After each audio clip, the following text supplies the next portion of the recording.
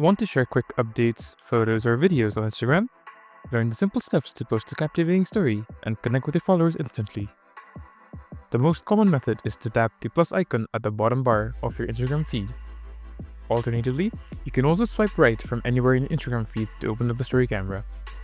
Once the camera is open, you have several options.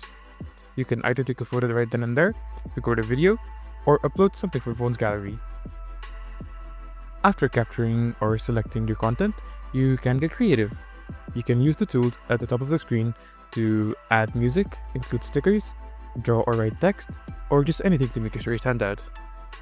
Once you're happy with the creation, tap your story in the bottom left corner to share it with all your followers. And that's about it. If you found this video helpful, be sure to go on and hit the like and subscribe buttons. That's a small action from you that helps make a big difference for us. And as always, feel free to comment your experience down below. See you soon! Bye bye!